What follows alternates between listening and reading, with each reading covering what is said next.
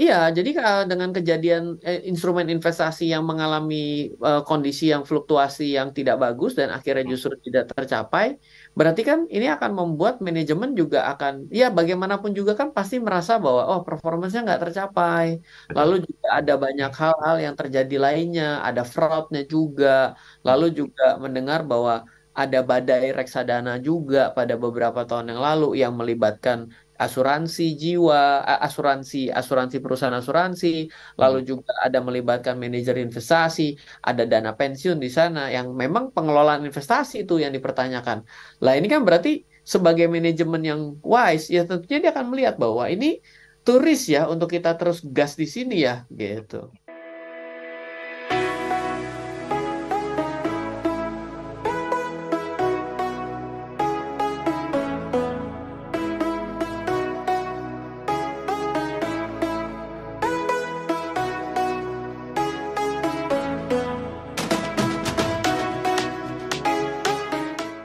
Selamat malam smart listener, selamat malam Mas Daril, apa kabar semuanya? Sehat-sehat Mas Rian. Gimana? Spidey sehat ya? Saya siap, tenang aja nempel di baju. Mas, kalau kita lihat judul kita ada apa dengan unit link, mungkin ini jadi sebuah perbincangan yang cukup membuat kita terkejut ya, bahwa nggak Ya. nyangka gitu loh, berbagai macam hal yang tadinya dibentuk dengan asas kepercayaan, kemudian juga transparansi, kok tiba-tiba bisa menjadi sebuah pertanyaan besar, ada apa dengan unit link? Mungkin boleh diawali dulu Mas, sebelum kita bahas lebih detail apa yang terjadi dalam permasalahan ini? Ya, kalau kita bicara mengenai asuransi, asuransi itu adalah perusahaan yang berbeda sendiri ya. Kalau orang itu menjauhi risiko, maka asuransi itu membeli risiko kita. Ya, betul. Coba kita pikirkan kalau kita ternyata mengasuransikan kecelakaan, sih, asuransi kecelakaan, kalau kita itu berpikir kecelakaannya sebisa mungkin jangan kejadian. Tapi kalau terjadi, maka di cover by asuransi. Berarti ya asuransi itu membeli kecelakaan atau risiko itu sendiri gitu. Nah, sejatinya ya perusahaan asuransi itu memang berbisnis mengenai risiko. Artinya semua resiko yang terjadi itu di cover selama kita mau beli asuransi gitu ya. Nah, karena tidak gampangnya sebenarnya mengedukasi pada beberapa tahun yang lalu dan pernah terjadi badai asuransi juga, pastinya semua industri keuangan kita pasti pernah mengalami cobaan-cobaan gitu. Ya. Asuransi juga pernah dalam masa-masa yang cukup sulit. Nah, sehingga ada sebuah inovasi bahwa gimana kalau asuransi itu juga bisa berinvestasi sambil berasuransi. Ya, misalnya asuransi yang berbasis yang ada investasinya itu ada dua, yaitu adalah unit link atau ada satu lagi yang namanya adalah saving plan. Kalau unit link itu adalah sebenarnya kita sambil berasuransi, kita sebenarnya bereksadana lah secara tidak langsung. Jadi bedanya apa sih investasi unit link dengan reksadana? Kalau reksadana itu dibeli tanpa perlu berasuransi, tanpa perlu kita memiliki asuransi atau syarat lainnya, maka kita bisa memiliki investasi reksadana.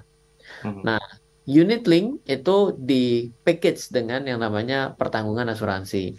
Sehingga em, dulu secara jualan proposalnya itu adalah banyak akibat kenaikan harga pasar modal sahamnya kencang-kencang, itu kalau kita proyeksikan 10 tahun sudah bisa mendapatkan pertanggungan investasi yang besar, sehingga investasi yang besar itu diambil sedikit-sedikit untuk bayar asuransi itu tercover. Bahkan katanya 10 tahun bisa untuk biaya asuransi seumur hidup.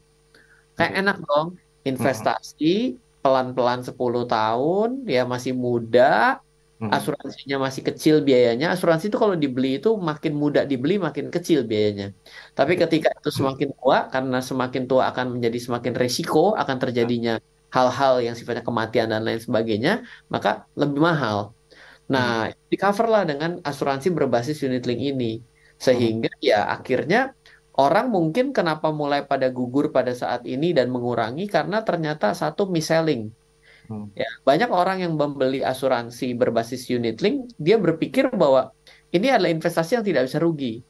Dia Oke. sadar bahwa saat ini ya pasar modal lagi tidak terlalu baik ya di dunia lagi tidak terlalu baik.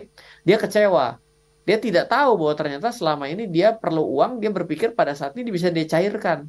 nggak Hmm. taunya kurang nilainya, tidak sampai seperti yang ada dalam proposal. Dan Oke. berpikir juga bahwa apa yang tertulis di proposal itu adalah sesuatu yang akan terjadi, benar-benar terjadi, bahkan lebih bagus daripada yang ada di proposal. Ya, itu jadi menjadi salah satu awareness bahwa tingkat literasi kita dan tingkat pemahaman kita dalam berasuransi sambil berinvestasi ini Mhm. memang banyak yang membeli tanpa ngerti. Iya, Makanya edukasinya ya. di belakangan terakhir nih ya, sejak pandemi itu juga saya lihat beberapa perusahaan asuransi itu didemo setiap hari di depan kantornya loh. Mhm, mhm. Pergantian tuh di demo. Nah, salah satunya di demo itu ya akibat unit link ini. Nah, Oke, keputusan mereka mengurangi unit link saya yakin juga OJK pusing karena kan terima laporan dong, betul, betul. pasti akan diminta penertiban. Tapi Ya. kan ini salah satu yang memang terjadi, semua pihak ada sesuatu yang tidak pasnya gitu loh. Yes. Ya.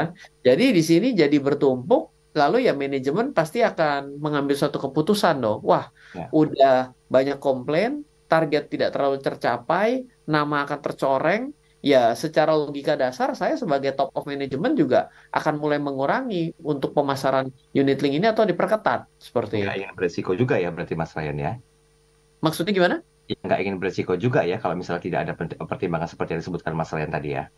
Iya, jadi dengan kejadian instrumen investasi yang mengalami kondisi yang fluktuasi yang tidak bagus dan akhirnya Hmm, justru tidak tercapai, berarti kan ini akan membuat manajemen juga akan, ya bagaimanapun juga kan pasti merasa bahwa oh performanya nggak tercapai.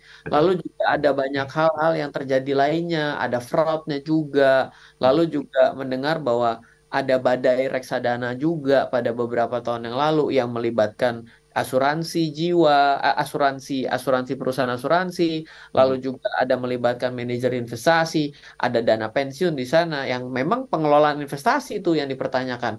Lah ini kan berarti sebagai manajemen yang wise ya tentunya dia akan melihat bahwa ini turis ya untuk kita terus gas di sini ya gitu.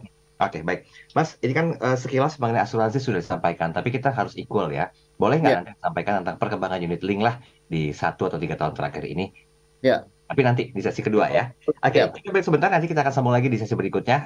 Agak-agak serius bahasan kita hari ini, tapi nanti kita akan coba plesetkan sedikit agar tidak terlalu terkesan berat ya bahasan malam hari ini ya. Nanti di sesi berikutnya ada apa dengan unit link. Nah, kalau merujuk dari wacana yang sempat saya sampaikan di awal tadi, beberapa perusahaan asuransi di Indonesia mengurangi porsinya di produk asuransi yang dikaitkan investasi atau yang dikenal dengan istilah PAID, yang dikenal juga di halayak umum sebagai unit link. Hal ini menyeret pemain besar seperti beberapa perusahaan asuransi besar itu untuk bisa mengurangi porsinya di unit link tersebut. Ini menjadi sebuah pertanyaan, ada apa sih sebetulnya dengan unit link? Tapi nggak ada salahnya juga, kita jangan melihat sebuah akibat ya, Mas Rian ya. Tapi kita coba telusuri lebih jauh. Mungkin 1 atau 3 tahun belakangan ini, perkembangan unit link seperti apa, Mas Rian? Ya, jadi kalau kita melihat bahwa kalau melihat secara data yang spesifik, tentunya kita perlu melihat data statistik ya. Tetap Ya, ya. saja kalau kita perhatikan bahwa karena ini sifatnya adalah investasi dan juga produk unit link itu kan sebenarnya mirip seperti reksadana ya. Mhm. Unit link itu ada unit linknya money market, artinya pasar uang lah, reksadana pasar uang gitu ya. Ada juga seperti reksadana saham, maka unit link berbasis equity. Nah, kalau kita melihat bahwa tren investasi pada saat ini tengah mengalami penurunan akibat berbagai macam silih berganti informasi, maka ya ini juga akan ikut tertekan seperti itu. Nah, lain daripada itu juga, unit link ini kan juga sebagai salah satu instrumen investasi. Orang selama ini mungkin membeli. Artinya juga tertekan juga. Salah satu Ya. itu adalah karena masalah ekonomi secara global, tapi Mhm. juga yang kedua adalah akibat tekanan dari dalam diri karena butuh duit. Oke. Sehingga ya ikut dicairkan juga. Nah, dicairkannya ini yang akan menjadi problem gitu loh. Karena Mhm. ketika dicairkan tapi investasinya tidak tercapai, karena unit link itu punya proposal gitu. Nah, Mhm. proposal ini memang sudah tertulis bahwa proposal ini bukan menjadi sebagai hasil akhir, tapi menjadi sebuah ilustrasi. Itu tertulis pada proposal polis. Cuma Mhm. sayangnya banyak pihak yang menandatangani proposal tersebut kalau dari sudut pandang compliance asuransi bahwa pihak-pihak yang menjual asuransi ini sudah menerangkan, makanya proposalnya ditandatangani. Nah, tapi dari sudut pandang orang yang tidak terlalu tidak terlalu paham mengenai asuransi, dia berpikir bahwa ditandatanganinya itu dia setuju bahwa itu akan terjadi hasil investasinya di kemudian hari seperti yang ada di proposal itu. Gitu. Oke. Jadi ada banyak perbedaan persepsi di sini Ya. gitu. Yang mungkin menjadi tantangan itu adalah seberapa jagonya, seberapa piawainya si agen asuransi ini yang menjadi bagian perpanjang tangan daripada perusahaan asuransi ini bisa menjelaskan seklir itu gitu. Karena Hmm, proposalnya bukan satu halaman, kalau nggak salah 8 halaman atau 12 halaman oke. gitu. Ya, jadi memang pastinya dalam 3 tahun sih saya merasa bahwa memang banyak cobaan dalam industri keuangan sendiri seperti itu. Oke, Mas, kalau kita melihat dari dua produk ya, baik juga asuransi dan juga unit link. Ini kalau pandangan dari Mas Ryan, itu bermasalah nggak sih sebetulnya dengan nasabah? Karena kan ada yang mengatakan kalau porsinya itu, dari data yang saya terima nih Mas Ryan ya, mau nanti boleh dikonfirmasi. Di unit link, itu masih ada sekitar 10%. Ini Mm-mm. digunakan hanya untuk sebatas mengakomodir lah keinginan segelintir nasabah yang memang butuh. Nah, ini faktanya bagaimana kira-kira? Cocokkah dengan nasabah atau ini bagian dari bentuk bentuk adaptasi baru dari apa bisnis asuransi? Ya, ini sebenarnya gini ya, ada perbedaan dari waktu ke waktu berbicara mengenai membeli asuransi gitu Oke. ya. Hmm. Saya ingat banget di era awal tahun 2000-an ya, bahwa membeli asuransi itu memang seolah-olah tidak ada produk lain selain produk unit link. Iya, Jadi iya, kita betul. seperti harus membeli asuransi itu kalau pergi ke asuransi manapun ya jualannya produk unit link. Mhm. Jadi kita nggak bisa beli putus misalnya asuransi jiwa gitu. Oh, susah sekali carinya. Oke. Atau kita mau asuransi kesehatan tapi asuransi kesehatan ada rawat inap, ada rawat jalan. Oke. Itu nyari yang kan sebenarnya itu riders gitu ya. Itu nyari susah sekali.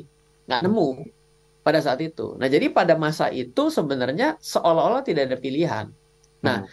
tapi seiring dengan waktu, ya semakin banyak pilihan-pilihan yang muncul. Asuransi jiwa murni, ya kan, kembali mulai bisa jual lepasan lah, boleh dibilang itu. Lalu asuransi kesehatan juga. Asuransi kesehatan pada saat ini kalau untuk yang rumah sakit itu sudah aman ya, udah bisa. Tapi kalau rumah sakit plus dengan rawat jalan itu di cover setelah dia dia tidak perlu masuk rumah sakit, dia harus ada rawat jalannya. Itu Mhm. juga sampai hari ini masih menjadi tantangan. Karena apa? Karena biasanya ini harus corporate gitu loh. Jadi Hmm. di hari ini juga asuransi juga quote unquote nggak bisa petantang petenteng ya karena ada juga BPJS Kesehatan. Ya, ya. Ini kan beda sekali di awal tahun 2000-an seperti itu. Nah, Betul, ini betul. memang pemetaannya beda-beda. Nah, yang sudah terlanjur pada hari ini memiliki asuransi unit link dan dia mungkin karena sudah cukup lama dia melihat bahwa investasinya sudah mulai tumbuh Mhm. ataupun juga dia melihat bahwa pergerakannya melambat, dia mulai mengurangi porsinya. Untuk asuransinya diperbesar, investasinya porsinya diperkecil. Tujuannya kenapa? Karena dia tetap bisa merasakan manfaat asuransi yang lengkap Hmm. tanpa dia kalau yang dia tidak bisa temukan dengan asuransi yang biasanya. Contohnya asuransi kesehatan, adanya penyakit kritis, lalu juga adanya kesehatan dengan adanya rawat jalan, itu fitur yang cukup kompleks yang kita nggak temukan dengan kita beli ngeteng.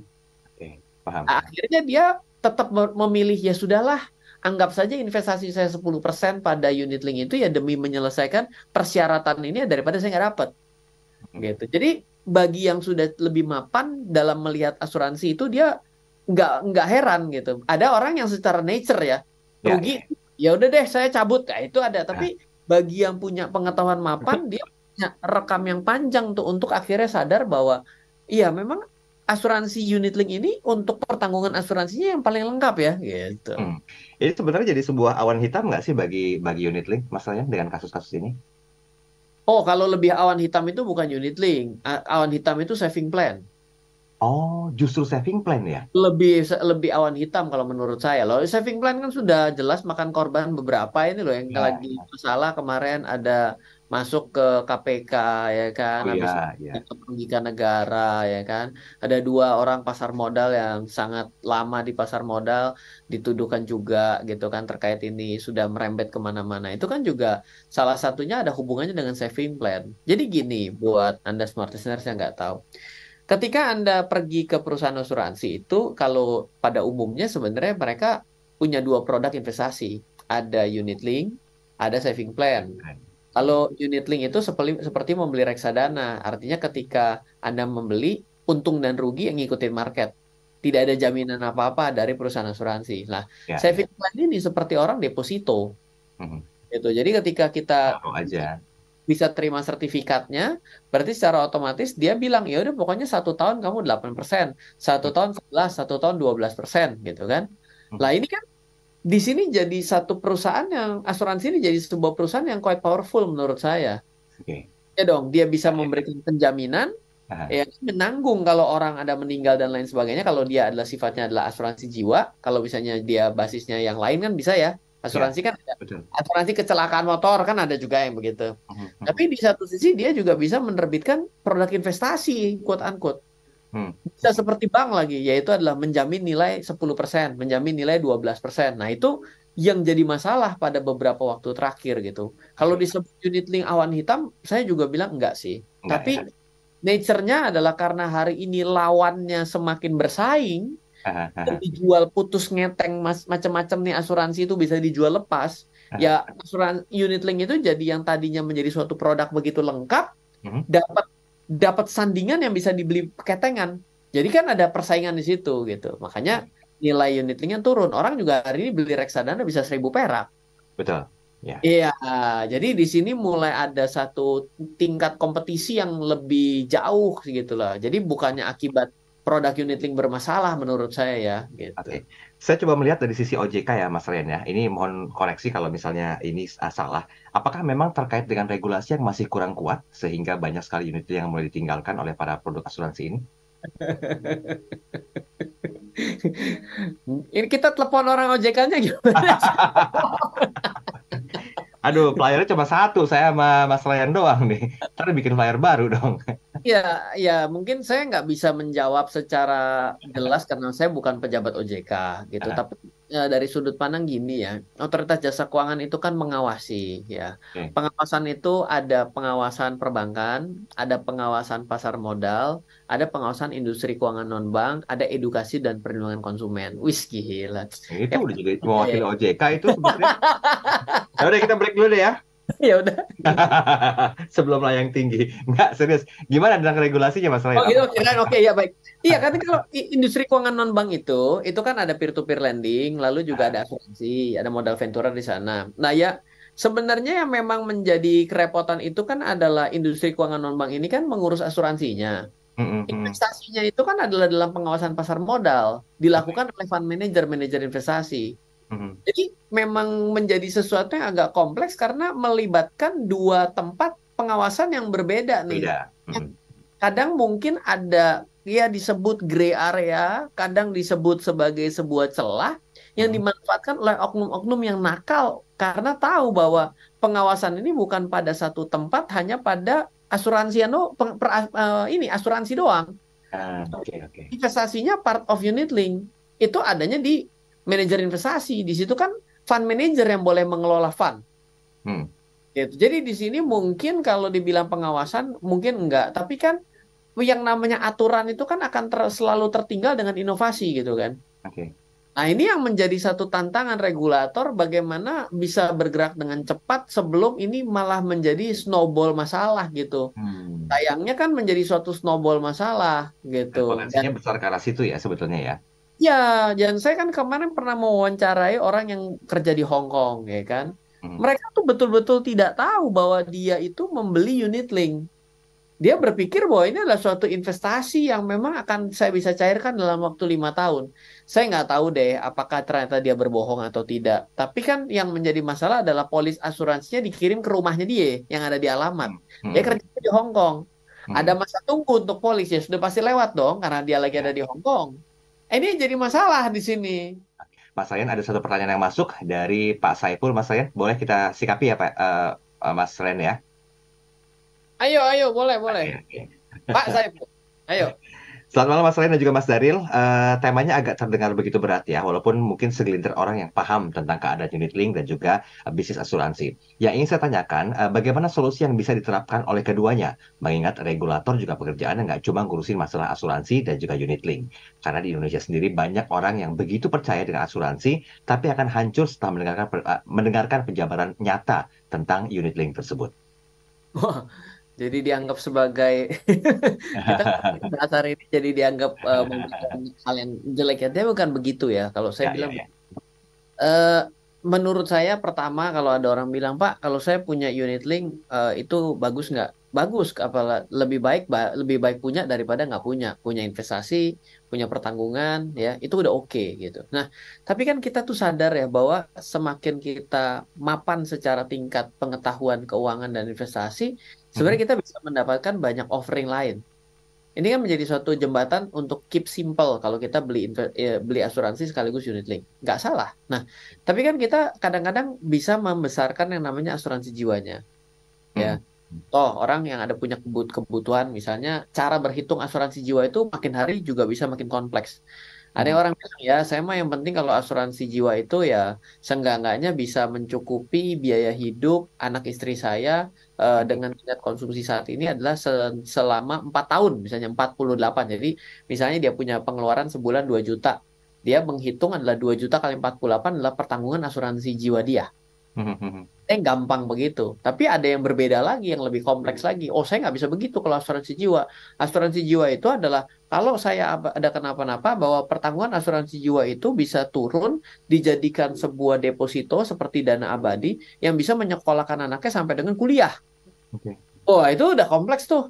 Ya, ya. Nah, kita kan harus beli secara terpisah nih, biar lebih customize, ya kan? Ya, ya. Otomatis itu dengan dulu nggak bisa, hanya bisa diakses oleh orang-orang yang punya uang yang cukup banyak lah. Artinya dia bisa nawar kepada perusahaan asuransinya, dia bisa ngepush kepada perusahaan asuransi agar produk itu turun buat dia.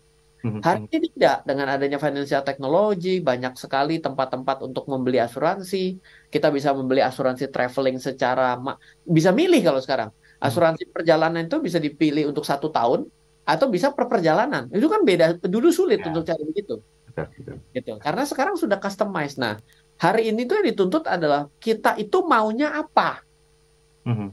Kita tuh maunya apa? Lah, ini kan susah ya bagi orang pemula ya. Kita maunya apa? Saya sih apa ya kan gitu tuh. Nah, itu memang yang pentingnya kita bisa bahas kayak saat ini tuh kita bisa sadar, oh saya perlunya asuransi kesehatan Mas Ryan. Mhm. Coba kalau anak saya sakit kan saya repot, ya kan? Oke. Saya kepingin asuransi kesehatan yang paling basic apa ya BPJS sudah pasti. Ya. Oh, tapi kan saya kepingin sekali kalau ada satu penyakit kritis, saya kan tahu ya Bom, hari ini banyak sekali penyakit degeneratif. Atau Mhm. itu kan kalau mau di cover biar lebih cepat penanganannya, biar turun biaya besarnya itu, sehingga saya bisa melakukan tindakan yang lebih advance terkait dengan penyakit degeneratif tersebut. Lah iya, itu kan beda dengan konsep BPJS gitu kan. Nah, itu kan tentunya akan di cover dengan asuransi. Nah, hal seperti itulah yang membuat kita bisa lebih customize terkait dengan produk asuransi yang kita miliki. Oke. Gitu. Baik, baik. Semoga terjawab ya. Ini sudah ada Ibu sebentar. Tadi mana? Ibu Aulia. Jadi nasib unit link di Indonesia bagaimana Mas Ryan? Unit link di Indonesia itu ya akan mengikuti tren investasi ya karena dengan keadaan yang turun lalu juga banyak pihak yang mungkin membeli tapi nggak ngerti yang akhirnya menjadi dispute ya secara otomatis ya ini adalah sesuatu yang memang pernah terjadi sebelumnya. Ya Hmm. bersyukurlah kalau Anda adalah bagian orang yang membeli unit link dengan kesadaran penuh. Kenapa? Karena kalau lagi turun, investasi lagi turun, tuh resepnya cuma satu, dibeli lebih banyak. Ya, Loh betul. kenapa? Loh karena orang yang ngelola kan ngerti katanya. Ya, Iya ya. kan? Secara otomatis kan kita percayakan kepada fund manager dong. Kalau lagi turun kamu pilihin saham yang bagus biar bisa naik nanti. Gitu. Hmm. Jadi ya memang harus kita sebenarnya akan kembali lagi kalau kita ngomongnya unit linknya doang bukan asuransinya. Kita anggap asuransinya sudah whole package lah. Ya Ya, mengenai unit linknya ya sudah berarti gampang. Kalau saat ini ya beli lebih banyak selesai beres nggak ada omongan yang lain. oke. Baik, baik. Tapi begini Mas Ren, kalau seandainya eh, pergerakan dari unit link ke depan itu kan memang punya aturan yang lebih kompleks ya. Apalagi setelah adanya SEOJK nomor 5 tentang unit link. Perlindungan konsumen kan jadi lebih terjaga. Mana sebetulnya yang lebih dijaga? Apakah memang eksistensi unit link ini memang perlu dijaga atau justru bisnis asuransinya atau lebih prefer ke konsumennya, Mas? Dari tiga ini, mana yang diutamakan untuk bisa mencapai sebuah keseimbangan? Wah, yang namanya keseimbangan itu kan pasti semua pihak harus bisa sama-sama naik dan turun ya. Ya, Artinya kalau ya. kita bicara dari sudut pandang konsumennya sendiri ya. Ya Ah, konsumen itu sebenarnya harus bisa paham apa yang dia mau. Lah, selama ini lebih banyak orang itu duduk diam, agen asuransi yang datang untuk menawarkan asuransi itu kepada dia. dia, itu dia. Nah, ini kan jadi beda gitu. Mhm, Dibangun kebutuhannya mhm. oleh agennya. Berbeda dengan saya yang memang sadar saya Mencari asuransi, saya akan solusi cari. kebutuhan, ya. Otomatis itu sudah ada tingkat level tertentu yang berbeda. Saya waktu beberapa tahun terakhir itu saya selalu cari asuransi-asuransi untuk saya tambah. Asuransi jiwa saya tambah, saya perbaiki strukturnya, Mhm, asuransi kesehatan saya perlengkap, ya kan. mhm. Tujuannya apa? Ya, memang saya seiring dengan kita itu semakin paham, mapan, dan juga semakin punya kesadaran, ya sebenarnya asuransi kan sesuatu yang baik untuk bisa memproteksi, bukan kalau kita, yang namanya orang kalau gini, ya, saya udah sakit. Boleh nggak saya beli asuransi? Wah, ya nggak bisa dong. Hmm. Gitu kan. Hmm. Memang bukan itu nature-nya. Nature-nya itu adalah Ya, menyiapkan payung sebelum hujan. Bukan beli payung setelah hujan, kan gitu. ya, lagi lebih mahal harganya ya. Betul. Iya, Jadi apa? semua pihak lah. Kalau dengan adanya SEOJK baru namanya aja surat edaran ya. Surat edaran itu kan pasti terjadi sesuatu yang tidak tercover, makanya muncul surat edaran. Hmm. Ini kan ada level nih, surat edaran sama POJK, peraturan OJK.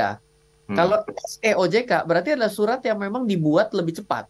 Tujuannya untuk mengcover sesuatu yang mungkin belum tercover sebelumnya. Hmm.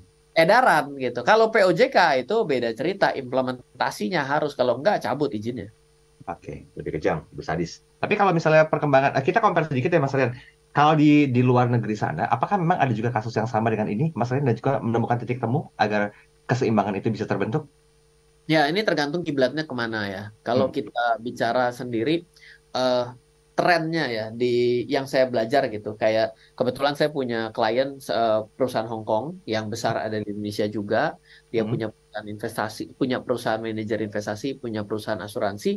Memang kalau di sana sudah lebih advance gitu. Artinya memang masyarakatnya sendiri sudah jauh lebih paham apa yang dia mau beli Hmm. gitu, dan pilihannya itu begitu begitu kompleks gitu. Oke. Contoh gini, ada asuransi jiwa. Asuransi jiwa itu nggak sesimpel beli sampai sampai terus-menerus, tapi ada juga ada term life, ada whole life gitu. Hmm. Nah, Hmm. si nasabahnya sendiri sudah mengerti dia tuh mau apa gitu. Secara tidak Ah. langsung tingkat kemapanan dia memilih udah jauh lebih tinggi. Berbeda kalau kita pergi ke Eropa. Eropa kan memang konsep untuk penjaminannya itu jadi lebih pasti ya, seperti itu ya. Hmm. Tapi Hmm. kalau kita compare dengan Hong Kong gitu, wah kita ya jelas memang beda. Toh perusahaan Hong Kong yang besar aja hari ini ada di Indonesia juga kan gitu kan. Itu Oh iya. ya itulah yang memang membedakan landscape-nya. Tapi kan kalau saya sendiri sebagai seorang pebisnis, sesuatu yang sudah terlalu mapan berarti ruang geraknya akan kecil. Tapi Indonesia itu kan pasti karena masih belum mapan, berarti Hmm. saya punya sebuah kesempatan untuk membesarkan sayap. Saya dari sudut pandang pebisnis loh ya. Ya, ya. Oke, Mas, saya mau tanya nih Mas, tadi sebenarnya ini ditanya di awal ya. Kan kalau kita bahas tentang tema kita hari ini ada apa dengan unit link. Apakah ini memang hanya menimpa pelaku asuransi BUMN atau memang juga swasta juga terkena imbasnya, Mas Ren? Oh, terimbas loh. Itu yang Yang swasta. Oh, di depan kantor saya saja, itu demonstrasinya itu berjilid-jilid. Di oke. demo, wah ayo kembalikan uang saya, perusahaan ini penipu. Oh, saya tanya, Ikut, "Pak, ikut. enggak, bukan. Oh. Saya kalau di Ah. situ malah provokator." Enggak, saya nanya gitu ya. Saya sempat gitu ya nanya, "Mbak, kenapa sih Mbak?" "Oh ya ini, saya ini dijanjiin untung." "Berapa lama dijanjiin itu?" "5 tahun." "Ah, unit link 5 tahun bisa untung, investasi apa sih?" Bilang gitu kan. "Untung." "Terus gimana waktu cari?" "Rugi besar Mas, gak ada hasilnya." "Oh, waktu itu Mbak waktu lihat udah 3 tahun dalam keadaan yang tidak sesuai apa yang terjadi?" "Saya berhenti bayar." "Loh ya jadi kegerus sekalian untuk dibayar biaya asuransinya kan?" Iya, Kan makanya saya gitu. kan harus bayar asuransi terus-menerus. Hmm. Tidak ada nilai investasi. Saya nggak bayar, tapi kan saya disambit kalau ngomong begitu. Itu sebetulnya momentum yang pas tuh Mas Ryan untuk masuk ke insertionnya. Beli buku saya dong tentang Iya. asuransi. Nah, ntar ya. Ini Ya. cacingnya udah halus banget nih. Jadi masuk ya ntar di sesi terakhir ya. Ada nggak sih sebetulnya bentuk edukasi yang bisa Anda ketahui tentang kasus ini? Dan bagaimanakah hal yang perlu Anda pahami sehingga ini tidak terjadi dalam kehidupan Anda dan juga keluarga Anda. Apalagi lingkup kesehatan dan juga kejiwaan Anda. Kita kembali setelah komersial break berikut ini. Dari total premi saya selama 10 tahun, sehingga ini Ya. pelajaran berharga buat saya. Oke, apa lesson learn yang bisa disampaikan Mas Ryan dari kasus ini? Ya, ini mengutip untuk anak-anak kuliah mengatakan bahwa posisi menentukan prestasi ya, gitu ya. Oke. Artinya kalau dia duduk di tempat yang tepat, maka dia bisa mendapatkan nilai yang tepat gitu. Tapi kata-kata ini tidak menjadi sarkas ya di sini, karena kita sebenarnya kan tahu bahwa kita semua kan nggak bisa tahu kapan kita memulai berinvestasi gitu ya. Mhm. Nah, ini momen investasi itu akan dirasakan orang beda-beda. Seperti Pak Zulham juga dalam 10 tahun itu kita tidak tahu mulainya tahun berapa. Tapi kalau misalnya mulai dari tahun 2004, 2005, 2006, 10 tahun sepertinya aman. Bahwa nilainya pasti mungkin at least ya 100% sih sudah bisa di tangan lah gitu ya. Nah, Mhm. jadi memang sesuatu investasi yang ada itu menjadi satu kelemahan bahwa eh, sayangnya sejak tahun 2014 sampai dengan hari ini, tren return investasi, apalagi yang berbasis equity, itu turun drastis, Mas Daril. Mhm. Kalau pernah ingat, saya pernah bahas dulu itu return investasi itu pernah 24% rata-rata per tahun. Mhm. Turun ke 22, turun ke 20, 18, ya kan? 16, 14, dan sekarang sudah di 12%. Nah, ini akan menjadi satu perhitungan yang jauh berbeda kalau di proposal awalnya kita ngitungnya 20%, nggak taunya yang actual adalah 12% kan akan lumayan jauh ya hasilnya Ya, gitu. ya.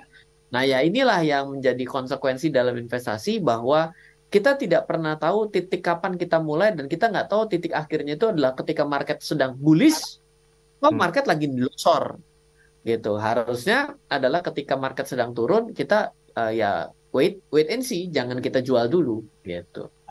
Harusnya Baik. Kan kita yakin bahwa permasalahan ini juga banyak terjadi ya, bahkan mungkin juga di banyak keluarga gitu lah. So, apa bentuk banyak. preventif yang bisa disampaikan Mas Ryan? Termasuk dari sisi edukasinya juga gitu loh. Apakah ada buku atau kelas seminar yang Ya, Mas Ryan lakukan untuk bisa ya. meminimalkan risiko ini? Jujur saja kalau saya direct mengenai investasi mengenai asuransi secara langsung mungkin tidak, tapi Hmm. sebenarnya asuransi itu adalah bagian dari investasi dan proteksi, gitu. Banyak orang akhirnya habis investasinya karena tidak punya proteksi, Hmm. gitu. Nah, ini adalah bagaimana cara membangun pondasi keuangan yang baik.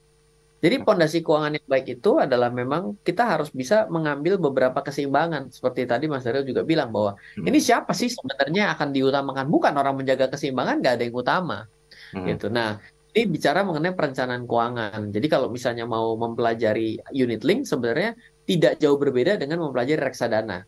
Nah, Hmm. salah satu yang akan menjadi tren yang sepertinya juga akan diambil opsinya untuk unit link itu adalah tidak lagi based on equity-nya adalah unit link equity, tapi juga basisnya adalah ETF. Oke. Karena apa kalau ETF itu kan bukan ETF ya, reksadana indeks lah. Berarti kan kalau reksadana indeks itu kan berarti ada juga unit link berbasis indeks. Nah, Hmm. itu jauh lebih kecil secara manajemen fee, secara otomatis juga juga nilai pasarnya akan mengikuti kinerja indeks sehingga tidak lebih subjektif dari fund manager tapi lebih objektif. Ini juga menjadi salah satu jawaban gitu. Jadi ini bisa kita pelajari kalau kita mempelajari dunia reksadana juga. Jadi mungkin Anda bisa coba 3 buku kalau mau belajar. Ya. Pertama adalah buku Jadi Kaya dan Terencana dengan Reksadana, warnanya kuning. Ini nasional bestseller. Kenapa? Karena Hmm. pada zamannya dulu cuma ada 2 buku mengenai reksadana yang membahas total, yaitu buku saya sama Pak Rudianto.